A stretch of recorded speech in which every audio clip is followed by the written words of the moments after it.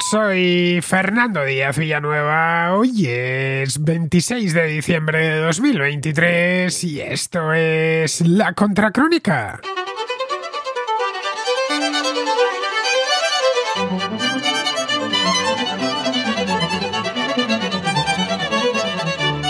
No ha habido tregua navideña en Gaza. El ejército israelí sigue adelante con su operación en la franja, avanzando con paso firme hacia el sur. En las dos últimas semanas han cambiado de táctica, eso sí, han abandonado las ofensivas a gran escala y ahora se decantan por incursiones selectivas dirigidas a localizar y eliminar a los comandantes de Hamás. Esto, aparte de suponer un riesgo menor para las tropas israelíes, implica también que las bajas en el lado palestino sean muchas menos. En Israel son conscientes de que el apoyo internacional y el capital político del que gozaban hace 2 meses se está empezando a agotar. Quieren evitar escenas trágicas con población civil de por medio como las que hemos visto en los 2 últimos meses. En ello ha tenido mucho que ver la presión estadounidense. Desde Washington llevan tiempo insistiendo en que, dada la densidad demográfica de aquella zona, no queda otro remedio que adoptar soluciones quirúrgicas. Esta nueva táctica la están aplicando en la ciudad de Han Yunis, en el sur de Gaza, a corta distancia de la ciudad de Rafah y el paso fronterizo con Egipto. Allí fuentes del ejército israelí aseguran que se han culminado con éxito varias incursiones en las que han encontrado un depósito de armas utilizado por Hamás. Junto a eso necesitan desactivar la resistencia y inutilizar la red de túneles que los terroristas emplean para comunicarse y almacenar municiones. Sin esos túneles, Hamás pierde uno de sus principales activos. Una vez hayan concluido estas operaciones, el grueso del ejército podrá avanzar y controlar directamente el territorio. Pero antes de eso tienen que localizar a los principales líderes de Hamás sobre el terreno y borrarles del mapa. Lo que ni quieren ni pueden hacer por ahora es poner fin a la ofensiva, ya que para ellos eso supondría una derrota. En el otro lado, esa derrota muchos ya la dan por segura. La capacidad de resistir de Hamás está muy mermada. Es una cuestión de tiempo que los israelíes terminen ocupando toda la franja, cesen los bombardeos y se estabilice la situación. Los gazatíes están al límite de sus fuerzas. Los muertos y los heridos se cuentan por decenas de miles. La vida en la franja es lo más parecido a un infierno diario. Los cabecillas de Hamás saben que pueden pedir sacrificios a la población civil, pero hasta cierto punto. Ese punto se superó hace ya un tiempo. Aunque la organización terrorista tiene algunos líderes sobre el terreno combatiendo, quien de verdad manda allí se encuentra a más de 1000 kilómetros en el Emirato de Qatar, observando la guerra desde la distancia. Los jefes de Hamás dan Gaza por perdida y están ya buscando una salida para ellos mismos y para su propia organización. Desde hace días están en conversaciones con Fatah, el partido que gobierna en Cisjordania, para reclamar juntos un Estado palestino unido formado por Gaza y Cisjordania. Este acercamiento no es más que una señal de pura desesperación. Gaza ven cómo se escapa de su control y quieren hacerse valer y seguir pintando algo cuando termine el conflicto. Esto último no se sabe cuándo sucederá. Israel ya ha adelantado que no quiere reocupar el territorio, tan solo liberarlo de Hamás y recuperar con vida el mayor número de rehenes posible. Queda, por lo tanto, abierta la incógnita de qué será de Gaza cuando esto acabe. Se habla de una fuerza internacional auspiciada por la ONU y de devolver el territorio a la Autoridad Nacional Palestina. En Qatar, los líderes de Hamás apuestan por lo segundo, pero no les va a ser fácil. Mahmoud Abbas, el presidente de la Autoridad Nacional Palestina, se la tiene guardada desde hace tiempo a Hamás y querrá devolvérsela ahora.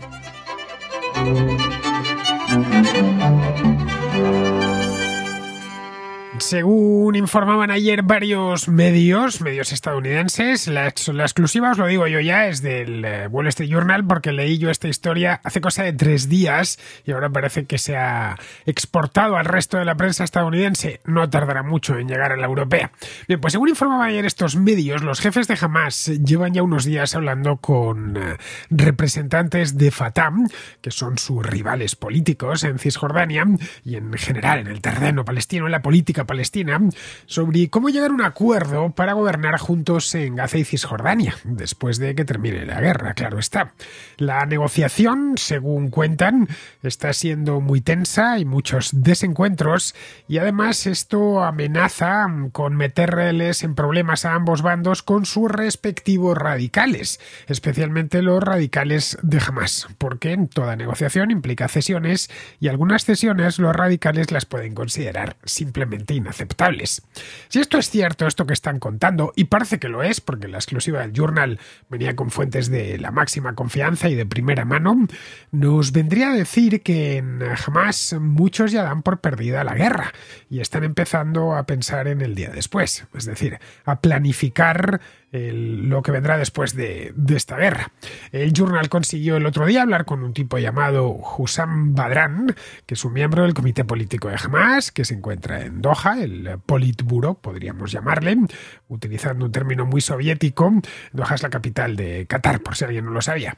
Bueno, pues Badran al parecer les concedió una entrevista y les dijo que quieren que la guerra termine cuanto antes y que no son partidarios, esto es textual, de un juego de suma cero. Es decir, en una palabra, que quieren seguir pintando algo en el equilibrio de poder palestino después de esta guerra, que no están por la labor de desaparecer por completo. Choca encontrarse con tanta moderación, sinceramente, me llama la atención lo de esta entrevista. Hasta la fecha, todo lo que se ha salido de la cúpula de Hamás en Qatar han sido, bueno, pues maximalismos y radicalidad. Defendieron, bueno, y las perpetraron de hecho, pero luego en Qatar los defendieron y hablaron maravillas de ellos, de los ataques del 7 de octubre en el sur de Israel. Y desde entonces no han hecho más que llamar a la resistencia a los gazatíes que diesen hasta la vida por la causa, llamar también a la yihad de todos los musulmanes y reclamar de forma muy sonora a los países árabes de la zona que le declaren la guerra a Israel por todo lo que está haciendo en Gaza. Esto es lo que estaba saliendo de Qatar. Habían, eso sí, llegado a un acuerdo en el mes de noviembre, una tregua de la que os hablé aquí en su momento, de intercambio de rehenes, pero en ningún momento querían interrumpir, ninguno de los dos, ni los israelíes ni los de Hamás, querían interrumpir las hostilidades. Todavía estaban los de Hamás quizá en el mes de noviembre con la ilusión de que Israel se cansaría o se vería obligada a retirarse por presión de Estados Unidos o algo así, o porque directamente Netanyahu pensaba que no concebía de alguna manera que ya bastaba con eso y que no iba a tener apoyo. Todo lo contrario, la idea era terminar el trabajo, en ello están, no van sobrados de tiempo, como os contaba aquí hace un par de semanas, los israelíes, lo que tenga que ser tiene que ser lo antes posible, a ser posible a lo largo de lo que queda de mes, que es ya muy poquito porque estamos a 26, y a lo largo del mes de enero, porque ese capital político del que disponía Israel el mes de octubre, después de haber sufrido un ataque tan salvaje, se les ha ido agotando. Las bajas civiles en la Franja de Gaza son muchas, las escenas son difíciles de digerir por parte de la audiencia, especialmente la audiencia occidental, y eso obliga a los israelíes a resolver este asunto, es decir, a acabar con Hamás en tiempo récord. No disponen de muchos meses, como mucho 1 o 2 meses, es decir, los 2 primeros del año y poco más. Pero vamos, que en aquel entonces, cuando esto empezó, la idea de Israel es la misma que actualmente. Y han pasado ya 2 meses y pico desde estos ataques del 7 de octubre. Bueno, pues estos mismos ataques los defendía Hamás, tanto en la Franja de Gaza como en Qatar. Pero claro, desde el 7 de octubre han pasado muchas cosas, y todas malas para Hamás. Los israelíes controlan ya a estas alturas buena parte, y de forma directa, buena parte de la franja, prácticamente todo el norte, quedan algunos barrios por controlar del todo, pero la mitad norte de la franja está ya totalmente controlada por Israel. Y les han infligido miles de bajas. No hablo ya de las bajas civiles, sino de bajas militares, es decir, de milicianos de Hamás que estaban en combate. Entre esas bajas se encuentran algunos comandantes que disponían de experiencia en combate, es decir, combatientes de mucha calidad y que antes de la guerra eran quienes llevaban el día a día allí. Aparte de eso, les han destruido y les han inutilizado kilómetros de túneles, les han incautado armas, municiones, lo que os contaba en la introducción, se han apoderado de un depósito de municiones en el que era depósito fábrica, fabricaban también municiones para morteros. Esto fue el otro día. Cuando digo día a día, los que llevaban el día a día dentro de Gaza, que os decía antes, hay que entender eso mismo, el día a día. En Gaza manda Hamás, pero la cúpula de Hamás no está en Gaza, está en Qatar. Esto ya lo hemos visto aquí en la Contracrónica, en más de un programa. Todo lo más que hacen desde la franja, desde el terreno, es gestionar asuntos menores, asuntos del día a día. Lo importante se decide fuera. Se decide en este comité político, en este Politburó de exiliados que viven a lo grande en el Emirato de Qatar. Están allí, viven en casas estupendas, no escatiman lujos ni buenas comilonas. De hecho, están, y perdonadme, todos gordos, no hay más que ver las fotografías que nos llegan, empezando por Ismail Haniyeh, y cuando van a Gaza, si es que van, lo hacen evidentemente de incógnito, porque no es que se puedan desplazar con mucha facilidad por el mundo, pero procuran ir por allí lo menos posible. Este Politburó está a cargo de los asuntos, de todos los asuntos realmente importantes de esta organización, también los asuntos que ocurren en Gaza, y tiene siempre la última palabra. Pero las diferencias entre el Politburó catarí o el Politburó con sede en Qatar y los representantes que tiene dentro de Gaza, sus comandantes, la gente, los de nivel algo más bajo, se han ido agudizando, según parece, desde que comenzó la guerra, lo cual es perfectamente comprensible. Mientras unos están viviendo a lo grande en Qatar, los otros están pasando todo tipo de penalidades en Gaza o en Han Yunis o en Rafah, teniéndose que enfrentar a los israelíes, padeciendo lo mismo que padecen los propios habitantes de Gaza, que es cortes de luz, todo tipo de miserias, cortes de agua, más los ataques que realizan las fuerzas israelíes, que es un ejército profesional y muy bien preparado. Según una serie de personas que están familiarizadas con estos encuentros que han tenido lugar en Qatar, y no solo con estas personas, también según la inteligencia israelí, según se ha podido filtrar o ha filtrado la propia inteligencia israelí, las conversaciones de estos líderes políticos de Hamas, de este Politburó con Fatah. Fatah es la facción dominante de la OLP y de la Autoridad Nacional Palestina en Cisjordania. Bien, pues estos han creado problemas, estas conversaciones y disgusto, a un tipo llamado Yahya Sinbar, que es el jefe de la división militar, llamémosla así, o el ala militar de Hamas que está en Gaza, que está combatiendo en Gaza. Sinbar cree que la guerra aún no está perdida, es decir, que tienen posibilidades de parar a los israelíes y que es demasiado pronto para buscar un acuerdo y, por supuesto, para alcanzar cualquier tipo de acuerdo no ya con los israelíes, que no están dispuestos a llegar con ningún tipo de acuerdo con Hamas, sino con los de la ANP, con los de la Autoridad Nacional Palestina. A Sinbar, además, para más INRI, echado vinagre en la herida, no le han informado sobre las conversaciones que están teniendo lugar entre Hamas y Fatah en Qatar. Cuando se enteró, al parecer el hombre montó en cólera y ha exigido que se interrumpan. Él, claro, que no se está dejando la piel sobre el terreno y jugándose la vida a diario para que les traicionen de esta manera. Los servicios secretos israelíes siguen estos acontecimientos de cerca y falta que les hace y necesidad tienen de hacerlo porque es mucho y muy importante lo que se despacha allí para los intereses de Israel. Israel tiene ahora mismo un gran problema y ese gran problema se llama Hamas en la Franja de Gaza. Así que todo lo que rodee a Hamas y a la Franja de Gaza le prestan la máxima atención. Estados Unidos ha pedido ya a Israel que acabe con la guerra cuanto antes, que esto se está alargando demasiado, y es una guerra que el gabinete el gobierno, de Biden la está viviendo a tope. Son muchos los viajes que han ido haciendo, que ha hecho el propio Biden y que han ido haciendo sus secretarios. Blinken ha estado varias veces allí, un poco aquella diplomacia del shuttle, ¿no? Del transbordador, ¿no? Esa diplomacia que hacía Henry Kissinger, que os contaba en aquel programa que le dediqué a aquella contrahistoria, ¿no? Pues sin llegar a tanto. Más o menos la actitud de Blinken es parecida. Quiere que el asunto no se envenene y que eso termine cuanto antes. Y que lo haga, y esto es importante, con el menor número de víctimas civiles posible.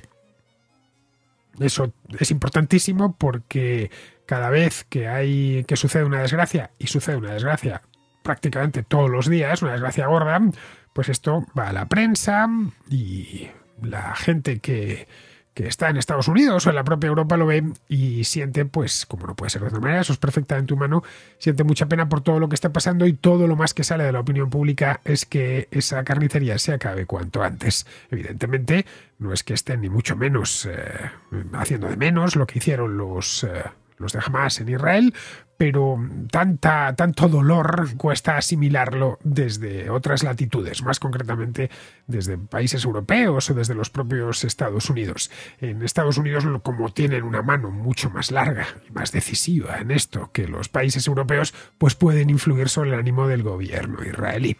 También les han pedido que vayan pensando qué harán después, que el después está muy cercano en el tiempo. ¿Qué va a pasar en el momento en el que hayan culminado su operación? Israel ya les ha adelantado que no tienen intención de reocupar Gaza, un territorio que abandonaron en el año 2005 y que no van a volver ahí. No van a volver a poner una administración ni a ocuparla militarmente. Si Israel no se hace cargo directamente, alguien tendrá que hacerlo. Se están estudiando varias opciones y ninguna pasa por devolver el control de la franja a Hamás, algo que Israel, por supuesto, no aceptaría bajo ningún concepto, es decir, no han hecho esta guerra para que Hamás vuelva al gobierno. Una posibilidad es que Gaza pase a estar administrado por una especie de misión de paz internacional en la que los países árabes del entorno lleven la voz cantante y se involucren en esto. Pero eso no lo quieren ni Hamás ni Fatah, ya que temen que si esto se termina de consolidar, esta administración internacional, la Autoridad Nacional Palestina perdería Gaza para siempre.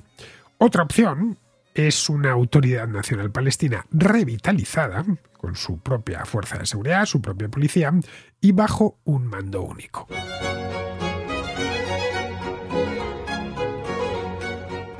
El principal problema aquí es que Hamás y Fatah no se llevan bien, de hecho se llevan fatal, no se pueden ni ver desde hace años. Concretamente, desde nunca, esa es la realidad, cosa que Israel siempre aprovechó en su beneficio, las malas relaciones que había entre la OLP y Hamás, que es muy posterior a la OLP, hizo su acto de aparición en la primera intifada, la historia de Hamás la hemos ido viendo a lo largo de sucesivas contracrónicas, pero que su estreno, su puesta de largo fue ya en los años 90. Pero desde el año 2007, cuando la Franja de Gaza se independizó del resto de la Autoridad Nacional Palestina, esto fue un año después de la victoria electoral de Hamás allí, las relaciones están prácticamente rotas. Quizá haya llegado el momento de que hagan las paces, no es la primera vez que lo intentan, ¿eh? De ahí los contactos de estos últimos días. En Fatah tratan de ser lo más realistas posibles. Se les presentan dos opciones, dos posibilidades. La primera, como os comentaba antes, que Gaza pase a una administración internacional, seguramente capitaneada por Egipto y Jordania, que son los países árabes más cercanos. Que en principio sería una administración temporal hasta poner en orden aquello y reconstruirlo, pero que podría terminar convirtiéndose en algo estable. Se podría terminar alumbrando una Gaza independiente como ya lo ha sido hasta el momento presente. Para Fatah perder definitivamente Gaza sería una tragedia, ya que es la única parte de la Autoridad Nacional Palestina que tiene acceso al mar. La otra es gobernar directamente en Gaza y reintegrar la franja al ámbito de la Autoridad Nacional Palestina, que es la opción elegida por Estados Unidos. Pero claro, eso saben que no pueden hacerlo sin Hamás, o al menos sin gente que ha estado afiliada a Hamás, o sea, ha sido muy cercana a Hamás y que han participado de la administración de la franja durante los últimos años, que son un montón de años, durante los últimos 17 años. Para Hamás la disyuntiva es similar, es para algo parecido. En el caso de que la franja pase a un administrador externo, internacional, pueden ir despidiéndose ya de ella para siempre. Si ese administrador es un combinado internacional con presencia de egipcios y de jordanos, lo más probable es que acaben con ellos. Hamás está terminantemente prohibido tanto en Egipto como en Jordania. En Egipto les tienen especialmente tomada la medida. Hamás proviene de los Hermanos Musulmanes, que es una organización prohibida en Egipto. No lo olvidemos. Esa es una de las razones por las cuales no quieren abrir el paso de Rafah. No quieren que se les cuelen. Podrían, evidentemente, denunciarlo y decir que les han arrebatado la franja, pero sus palabras no tendrían demasiado eco después de lo que ha pasado, que han pasado cosas muy graves en los últimos meses. No en vano han sido los mismos de Hamás los que llevan 2 meses pidiendo a los estados árabes que se involucren. Pero que se involucren para guerrear contra Israel, no para arrebatarles la franja de Gaza. La otra posibilidad es llegar a un acuerdo con Fatah y salir medio vivos de esto con áreas de poder intactas y un papel importante en el gobierno de Gaza. decir, saldrían magullados de esta historia, pero muchos de ellos, a título individual al menos, podrían mantenerse donde están, o casi donde están. Decir esto es fácil, lo difícil es hacerlo. En las negociaciones de Qatar están interviniendo, según parece, Ismail Haniyeh, que es el jefe máximo de Hamás, que os decía antes. También Khaled Meshal, que es uno de sus altos cargos. Bueno, y este fue el líder de la organización hasta el año 2017. En 2017 dejó paso a Haniyeh y ahora vive en Damasco. Eso del lado de Hamás. Del lado de Fatah, el que lleva la voz cantante en las negociaciones es un tipo llamado Hussein al-Sheikh, que es el número 2 de la OLP, cuyo miembro principal es Fatah. Al-Sheikh es, de hecho, según muchos entendidos, el más probable sucesor de Mahmoud Abbas, que es mayor, tiene 88 años y que no quiere saber naturalmente nada de Hamás porque pudo vivir aquel divorcio doloroso y aquella guerra entre los de Hamás y los de Fatah de hace unos cuantos años. Abbas podría ser un obstáculo, y lo más probable es que se constituya como un obstáculo en esto. Pero está mayor, está desprestigiado, muy desgastado políticamente, lleva demasiados años en el poder, hay un montón de casos de corrupción que le rondan desde hace tiempo. Muchos palestinos le acusan de ser demasiado flojo y suave con los israelíes. Anda también, y esto son cosas de la edad, con problemas de salud, con achaques. Tiene 88 años, caray. Así que podrían darle el acuerdo con Hamás como un hecho consumado. Llegar y decirle, señor Abbas, esto es lo que hay. Póngase usted como quiera. Incorporarían en la estructura de la OLP a todos estos altos cargos de Hamás, que no estén especialmente complicados, y compartirían con ellos el poder en Gaza. El problema ahí sería otro. Sería que Hamás estuviese dispuesto a desarmarse por completo y a aceptar los acuerdos de que la Autoridad Nacional Palestina lleva años, décadas, suscribiendo con Israel. Entre otros, los acuerdos de Oslo, que incluyen el reconocimiento del Estado de Israel. Esto no lo quiere hacer Hamás y no lo ha querido hacer nunca. Eso sería considerado como una traición inaceptable por parte de muchos militantes, una traición a sus principios y luego un insulto a todos los que han muerto en enfrentamientos contra los israelíes, muchos de ellos a lo largo de estos meses. Pero podría suceder que, llegado el caso, no les quedase otra opción, si quieren salvar parte de los muebles de la casa. Gaza podría estar bajo control israelí en cuestión de semanas. En ese caso, si quieren sobrevivir, no ya como organización, sino individualmente, tienen que buscar cobijo en la Autoridad Nacional Palestina. De lo contrario, se encontrarán liderando una organización terrorista sin territorio y sin santuario. Hamás se lo debe todo a que controla Gaza, a que controla esa franja, esa estrechísima franja de terreno. El dinero que llega a la franja, en grandes cantidades, por cierto, desde Occidente sobre todo, se lo apropian. Y eso les ha permitido tener un ejército bien armado. Y a su cúpula viviendo a lo grande en Qatar. Que controlen territorio también les ha permitido negociar con Irán, por ejemplo, y tener su propia hoja de ruta. Negociar con Irán como un actor de primera. Sin Gaza sin ese territorio, sin ese suelo, serían una banda de terroristas más. Terroristas sin tierra sometidos a los caprichos de sus financiadores y de sus armadores. Pero cualquier acuerdo entre Hamás y Fatah podría encontrarse, como os decía antes, con la oposición abierta de Mahmoud Abbas, a quien muchos ya dan por amortizado, pero que está en pleno uso de sus facultades. No es la primera vez que entablan conversaciones para unirse, pero siempre se han encontrado con el mismo problema. Hamás se niega a desarmarse, acepta integrarse en la OLP, pero con su propio ejército. Por ahí no ha estado dispuesto a pasar a Abbas hasta el momento. La OLP, o concretamente la Autoridad Nacional Palestina, carece de ejército propio. Tan solo tiene un cuerpo de policía supervisado naturalmente por Israel. En Cisjordania hay grupos terroristas que viven más o menos tolerados por la ANP, pero esa misma ANP trata de respetar los acuerdos de Oslo con Israel en lo referente al desarme palestino. Luego la Autoridad Nacional Palestina en Cisjordania tiene otro problema añadido, y es que todo su perímetro fronterizo está perfectamente vigilado por Israel. Luego es más difícil introducir armas o cualquier otro tipo de mercancías sospechosas que en Gaza. Esto es algo que en Israel se toman muy en serio y lo vigilan continuamente por la cuenta que les trae. De manera que, hoy por hoy, el mayor obstáculo para cualquier acuerdo entre la Autoridad Nacional Palestina y Hamás sería Israel, que ha dicho, no una, sino 100.000 veces, que su objetivo es destruir a este grupo, a esta banda terrorista. Si Hamás sobrevive unido o subsumido dentro de la Autoridad Nacional Palestina, no lo aceptarán. Exigirán a Abbas o a su sucesor que haga limpieza interna y que se mantengan desarmados. Ese es, como os decía, el plan de Estados Unidos, entregar la Franja de Gaza a la Autoridad Nacional Palestina y que sea la Autoridad Nacional Palestina la que se encargue de acabar definitivamente con Hamás. Es decir, que la parte final del trabajo del ejército israelí la haga la Autoridad Nacional Palestina. Ese es el proyecto, digamos, o el plan de Estados Unidos. A cambio, ofrecen ayuda económica y apoyo diplomático. La Autoridad Nacional Palestina siempre se ha caracterizado por el poco tino con las cuentas, siempre andan con problemas económicos. Quizá el plan de Estados Unidos sea poco realista. Hamás lleva allí demasiado tiempo y es un actor consolidado en la política local. La Autoridad Nacional Palestina salió de Gaza por completo en 2007, mucho tiempo. Si quieren volver a administrarla, tendrán que contar con gente que ha estado en Hamás o en el entorno de Hamás. Pero eso sí, tendrán que desarmarse y olvidarse del programa máximo de la banda, que no es otro que borrar a Israel del mapa.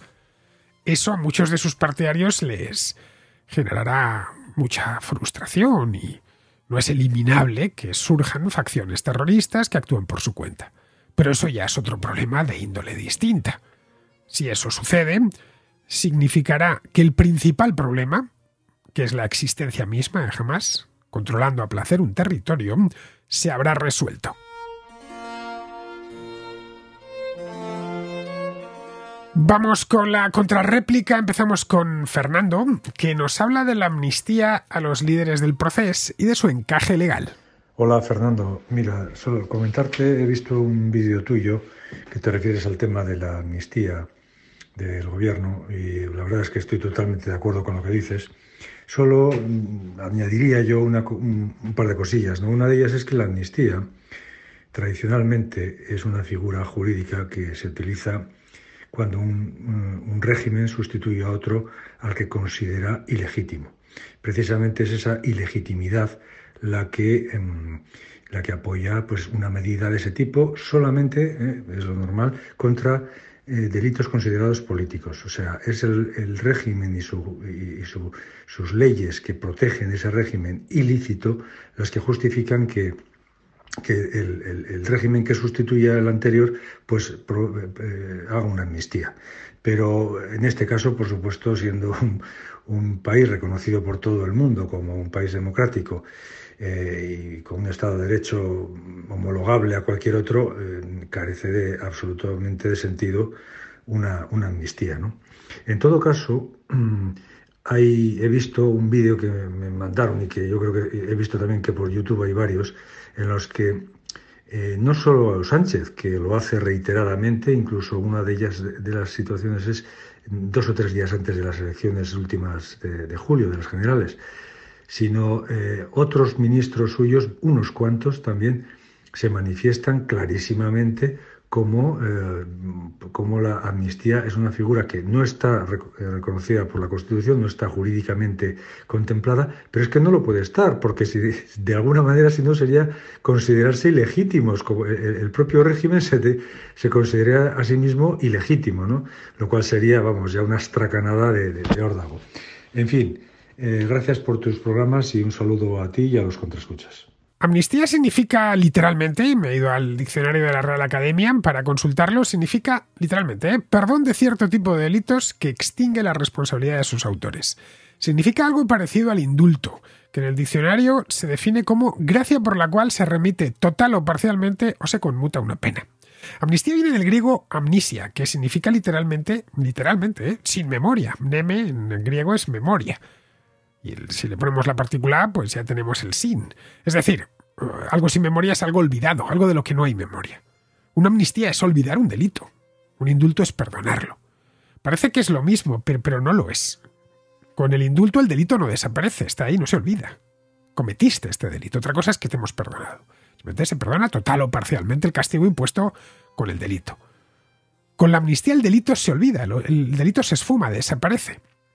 Esa es la razón por la que las amnistías se suelen dar en los cambios de régimen, que son esos momentos en los que ciertos delitos desaparecen, como por ejemplo el de oponerse al régimen anterior, ¿no? La amnistía del 77 puso fin al régimen de Franco. Fue una amnistía muy generosa, por cierto, porque se decidió olvidar todos los delitos de naturaleza política cometidos desde 1936, incluyendo los delitos de terrorismo. Otra amnistía más reciente fue la de los insumisos, cuando se suprimió el servicio militar. En España, en aquel momento, estamos hablando de finales de los 90, principios de este siglo, cuando se suprime, pues había o en la cárcel o en busca y captura una serie de personas que se habían negado a realizar el servicio militar o la prestación social sustitutoria, la famosa objeción de conciencia. En tanto que el delito desaparecía, porque desaparecía también el servicio militar obligatorio, se amnistió a los condenados. Otro tipo de amnistía, que no es tal, aunque se llama así, es lo que se aprobó hace unos años, la famosa amnistía fiscal de 2012. Aquello consistió en una medida para que aflorase dinero negro.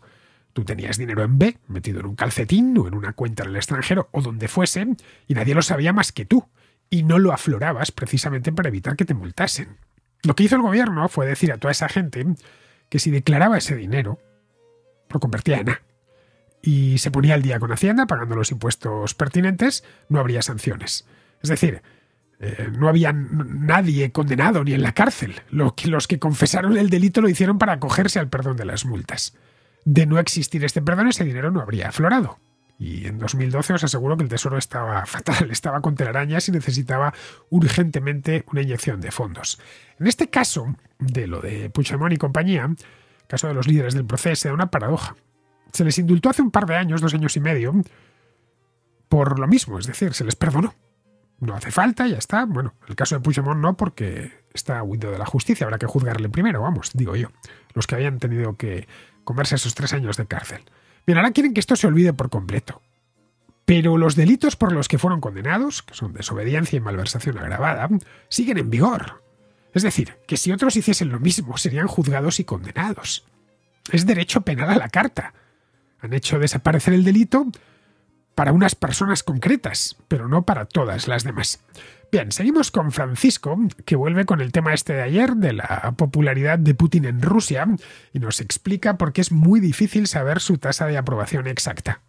Hola Fernando, quería ejemplificar con una anécdota el por qué no podemos saber la popularidad de Putin dentro de Rusia. Tenemos que entender que Rusia bebe de la Unión Soviética y de estos servicios secretos donde te podía denunciar, como tú bien dices en tu libro, la contrahistoria del comunismo, te podía denunciar tus mismos hijos, etcétera. Y eso se puede ver mucho en muchos países de la Unión Soviética, ¿no? Que da miedo hablar con cualquier cosa que huela o que te pueda exponer al Estado, al gobierno. Y te pongo un ejemplo de hace unos días en el que mi mujer estaba hablando con mi suegra, que está viviendo en Moscú, y mi suegra es también bastante de la antigua usanza, una suegra soviética, agárrate los machos, y es muy soviética y es putineja, ciertamente, ¿no? Y bueno, le estaba diciendo mi suegra que tenía ganas de ver a su hija, que viniera, que no sé cuánto, y le estaba diciendo mi mujer que estaban metiendo en la cárcel a gente por hacer tonterías, como esta chica que puso unos cartelitos en un supermercado diciendo que era una guerra, que no era una guerra. Os invito a que lo investiguéis.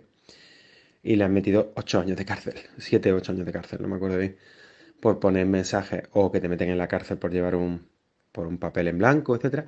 Y le decía a mi suegra que eso era mentira. Dice, eso es mentira, aquí se está estupendamente, todo eso es publicidad de esto, aquí no nos persiguen por esto, no nos persiguen por lo otro. Vale.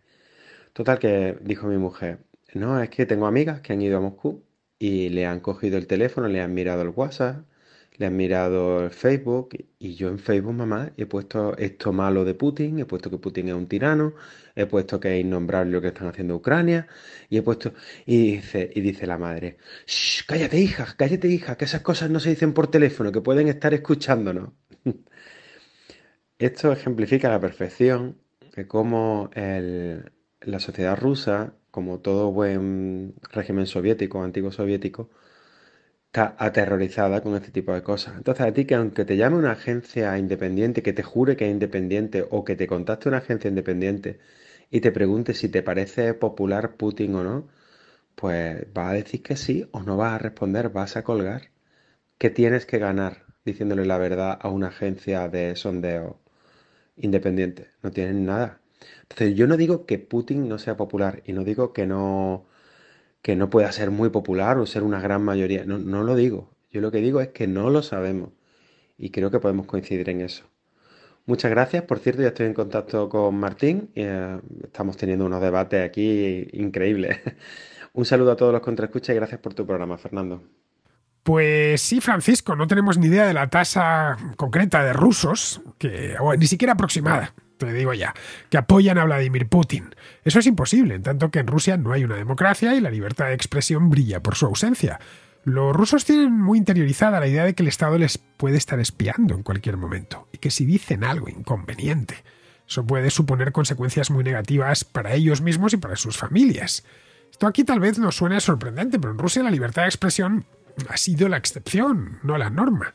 Los rusos no tuvieron libertad de expresión en la época de los zares, tampoco, por supuesto, durante la época soviética, y tampoco la tienen, de ninguna manera, en el régimen de Putin. Solo hubo unos pocos años, durante la década de los 90, los que hubo en Rusia algo parecido a una democracia y a libertad de prensa propiamente dicha. Esa libertad ganada en la década de los 90 se fue perdiendo poco a poco en los primeros años de este siglo. Los periodistas fueron los primeros en notarlo, ya que algunos fueron asesinados. Bueno, esa es la razón por la que hay tanto periodista ruso fuera de Rusia. Auténticos héroes que observan unas medidas de seguridad extraordinarias, porque los tentáculos del Kremlin llegan muy lejos. Para el ruso de a pie es normal que estas cosas sucedan, que pasen cosas. Y es normal también que no quiera meterse en problemas. Sabe perfectamente que esos problemas se pueden presentar si dice algo impropio, o si contesta al teléfono, qué sé yo, que no le gusta absolutamente nada a Putin y que le parece un dictador. No tiene por qué fiarse de la agencia que le está llamando. Levada, por ejemplo, pues como dije ayer, es una agencia más o menos independiente, pero cuando te llaman por teléfono no sabes si al otro lado de la línea está alguien de Levada o alguien de los servicios de seguridad del Estado. Así que ese nivel de apoyo tenemos que aproximarlo, partiendo de los datos que nos ofrecen las encuestas, que evidentemente son útiles. En el caso de los sondeos, ya lo comenté ayer, las tasas de aprobación son altísimas, del orden del 80%, y cuando están bajas están en el 60%, pero eso claro hay que descremarlo. La pregunta es hasta dónde lo descremamos. Hay que tomar otros indicadores, como por ejemplo el número de gente que asiste a las manifestaciones de Rusia Unida, el partido de Putin, el número de votos que tiene Rusia Unida en las elecciones, aunque hay fraude y está más que demostrado, pero nos permite hacernos una idea, y el descontento que se percibe en la sociedad rusa. Ese descontento aflora, aparece cuando las cosas van mal en el plano económico o cuando perciben que Rusia está siendo humillada. Ese es el motivo por el que Putin trata de que la economía marche más o menos bien, al tiempo que mantiene un discurso ferozmente nacionalista. Sabe que eso, en líneas generales, funciona con el ruso medio. Ese discurso está luego debidamente amplificado por una propaganda muy machacona a través de la televisión, de Internet, de los periódicos. Esa propaganda además cae sobre terreno perfectamente abonado. Los rusos están acostumbrados a la propaganda. Al igual que no han tenido apenas libertad de expresión en su historia contemporánea, han tenido que deglutir toneladas de propaganda. Saben que es información interesada y de parte, pero esa información a muchos les complace. La idea de que Rusia es una víctima del malvado Occidente, de que no terminen de desarrollarse del todo por culpa de la Unión Europea, que Estados Unidos siempre ha querido lo peor para Rusia, que la Unión Soviética es un imperio desaparecido por una serie de errores propios agravados por una conspiración occidental, que la OTAN les tiene sitiados y que desean la desaparición de Rusia. Hay mucha gente dispuesta a escuchar y a creerse ese tipo de mensajes. En eso, los terminales mediáticos del Kremlin son expertos. Probablemente no se lo crean del todo, pero sí al menos una parte. El resultado es que Putin es popular, pero no sabemos cuánto. Bien, seguimos con Pablo, que ha escuchado la contrarréplica que hice hace una semana, en la que hablábamos de patriotismo y nacionalismo. Sobre eso mismo quiere hacer unas precisiones. Buenas tardes, Fernando. Con respecto a la contrarréplica que hablaste sobre nacionalismo y patriotismo, estoy de acuerdo que desde el punto de vista del diccionario no parecería haber grandes diferencias en los términos. pero esa palabra que usó en forma de fervoroso, creo que justamente, si bien hay un gris, un matiz, marca la diferencia hacia lo que habla de exceso, y todos los excesos son malos. De hecho, coloquialmente hablando, por lo menos, no tiene un significado malo a nivel general decir soy patriota, pero sí, cuando se habla del nacionalismo queda claro cuál es la intención de querer que está expresando esa persona. Por lo cual sí, yo creo que la Real Academia debería hacer una corrección o un ajuste en cuanto a dejar términos no tan vagos y casi de índole filosófico, como bien dijiste tú, y hacer algo más objetivo para poder marcar las diferencias. Pero creo que no es lo mismo, y si no, uno, como dijiste, que no hay nada más lindo de los lenguajes que la simplificación de las palabras. Si uno tiene que estar haciendo explicación de no, yo porque amo mi patria, pero en verdad yo no tengo nada contra los otros países o otras naciones, ya no pierde sentido el uso de la palabra, porque tienes que estar haciendo aclaraciones. Y uno, como dijimos, o quise aclarar, obviamente uno cuando dice patriota, me siento patriota, está tendiendo a hablar del amor hacia la defensa de tus raíces y tus costumbres, de tu pueblo, pero cuando habla de nacionalismo está dejando bien claro que tiene un sentido netamente separatista con respecto a las otras naciones y peyorativo en ese sentido de todos los sentimientos negativos que esto implica. Esa por lo menos una visión que tengo al respecto. Un abrazo. El problema aquí, Pablo, es que la Real Academia tiene que elaborar un diccionario que es válido, o debería ser válido, para unos 500 millones de hablantes. Por eso las definiciones a menudo son tan difusas y se aproximan muchas veces unas a otras. Bueno, lo acabamos de ver hace un momento, con amnistía e indulto. Con nacionalismo y patriotismo sucede algo parecido. Un patriota y un nacionalista son casi la misma cosa, con la diferencia de que, según subraya la Academia, el nacionalista siente de forma fervorosa, como has indicado, tal cual se utiliza ese término, siente de forma fervorosa su pertenencia a una nación. De manera general y para la mayor parte de hablantes, ambas definiciones son válidas. Pero en España, nadie, a excepción de la gente de extrema derecha, se autodenomina patriota, porque siente que esa palabra está cargada políticamente y por eso apenas se utiliza. El patriotismo se identifica con el régimen de Franco y es algo que nadie suele emplear. Hace muchos años Aznar trató de resignificar la palabra añadiéndole constitucional. No habló del patriotismo constitucional, pero la iniciativa no tuvo éxito. Luego, respecto a nacionalista, cuando en España se pronuncia esa palabra, en un, diríamos, 95-99% de ocasiones, va referida a nacionalistas regionales. A los vascos, a los catalanes, etc. No a los españoles. Nacionalistas españoles que existen, naturalmente, pero que suelen utilizar el término patriota, porque a ellos les suena mejor. Yo, la verdad, si te soy sincero, Pablo, ni una cosa ni la otra. Yo no soy ni patriota ni nacionalista. No siento orgullo por ser español, pero tampoco vergüenza. Mi país me gusta, su cultura es rica y es variada, su historia es apasionante, pero conozco sus defectos, claro. Vamos, que no es el mejor país del mundo, pero tampoco es el peor. No creo que cueste tanto mirar estas cosas de forma racional y mesurada. Bien, vamos a terminar, vamos con Pizarro, que nos habla de la crisis en el Mar Rojo. Aprovechando el despropósito de Hamás, en el Yemen los hutíes han pensado que poner en primer plano su semi-olvidada guerra y hacer que sea rentable eliminarlos es algo que les deben a sus promotores iraníes. En Irán, los gazatíes y los yemeníes les importan una higa y la respuesta israelí y estadounidense les pilla lejos.